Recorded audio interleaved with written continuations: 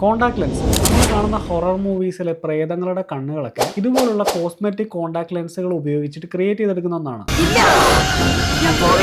പണ്ടുകാലത്ത് ഈ ലെൻസ് അത്ര കോമൺ അല്ലായിരുന്നെങ്കിലും ഇന്ന് ഈ ലെൻസ് ഉപയോഗിക്കാത്ത കല്യാണങ്ങളൊക്കെ വളരെ കുറവാണ്. മേക്കപ്പ് കൂടുതലാണ് ചേട്ടാ. പക്ഷെ സൂക്ഷിച്ചില്ലെങ്കിൽ ഇതുപോലെ കണ്ണിന് പണി കിട്ടുന്ന വേറൊരു പരിപാടിയില്ല. നമ്മളൊരു കണ്ണട യൂസ് ചെയ്യുന്ന സമയത്ത് ഈ കണ്ണടയുടെ ചില്ലും നമ്മുടെ കണ്ണും തമ്മിൽ യാതൊരുവിധ കോണ്ടാക്റ്റും ഇല്ല. പക്ഷെ അതുപോലല്ല ഒരു കോണ്ടാക്ട് ലെൻസ് യൂസ് ചെയ്യുന്ന സമയത്ത് ഈ ലെൻസ് നേരെ നമ്മുടെ കോർണിയയുടെ മുകളിലാണ് ഇരിക്കുന്നത്. ഈ ഒരു കാരണം കൊണ്ട് തന്നെ ഇൻഫെക്ഷൻസ് ഒക്കെ വരാനുള്ള സാധ്യത വളരെ കൂടുതലാണ്. സോ ഈ ഒരു ലെൻസ് യൂസ് ചെയ്യുന്ന സമയത്ത് എന്തൊക്കെ കാര്യങ്ങൾ കൃത്യമായിട്ട് ശ്രദ്ധിക്കണം എന്നുള്ളതാണ് ഇനി പറയാൻ പോകുന്നത്. നമ്മുടെ കയ്യിലൊരു കോണ്ടാക്ട് ലെൻസിന്റെ പാക്കറ്റ് കിട്ടിക്കഴിഞ്ഞ് കഴിഞ്ഞാൽ നമ്മൾ ആദ്യം ചെക്ക് ചെയ്യേണ്ടത് ഈ ലെൻസിന്റെ പുറകിലുള്ള എക്സ്പയറി ഡേറ്റ് ആണ്. കോണ്ടാക്ട് ലെൻസ് യൂസ് ചെയ്യുന്നതിന് മുന്നേ നിങ്ങളുടെ കൈകളൊക്കെ കൃത്യമായിട്ട് വാഷ് ചെയ്യണം. കയ്യിലെ നെയിൽസ് ഒക്കെ നല്ല നീട്ടി വളർത്തിയ ആളുകളൊക്കെ ആണെങ്കിൽ നഖം ക്ലീൻ ആണെന്നുള്ള കാര്യം ഉറപ്പുവരുത്തണം. കോണ്ടാക്ട് ലെൻസ് വാങ്ങുന്ന സമയത്ത് തന്നെ എല്ലാ കോണ്ടാക്ട് ലെൻസിന്റെ ബാക്ക് സൈഡിൽ എത്ര നാളത്തേക്കാണ് യൂസ് ചെയ്യേണ്ടതെന്നുള്ള കാര്യം കൃത്യമായിട്ട് മെൻഷൻ ചെയ്തിട്ടുണ്ടാവും. ഇവിടെ daily wear, continuous wear, monthly wear, extended wear എന്നൊക്കെ പറഞ്ഞ് കാണാം. ലുക്കിന് വേണ്ടി വെക്കുന്ന കോണ്ടാക്ട് ലെൻസുകളെല്ലാം ഭൂരിഭാഗം ലെൻസുകളും ഡെയിലി വെയർ ആയിരിക്കും. അതായത് ഒരു ദിവസം മാത്രം യൂസ് ചെയ്യാൻ പറ്റുന്ന തരത്തിലുള്ള ലെൻസുകളായിരിക്കും. ആ ലെൻസുകൾ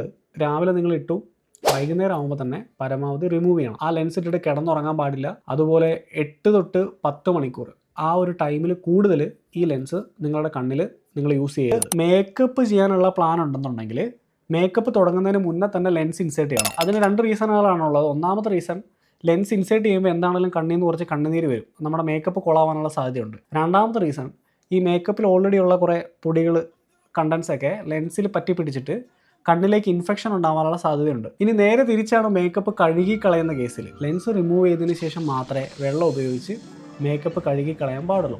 അതുപോലെ കുളിക്കുന്ന സമയത്തും മുഖം കഴുകുന്ന സമയത്തൊന്നും കോണ്ടാക്ട് ലെൻസ് വെച്ചിട്ട് നിങ്ങൾ ഒരിക്കലും വെള്ളം അപ്ലൈ ചെയ്യരുത്.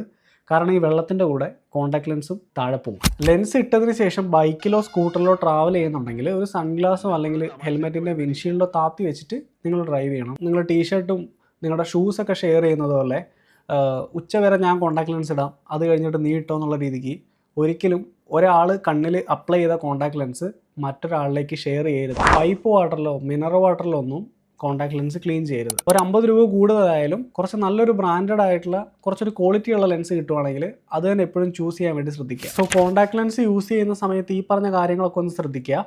Okay, by.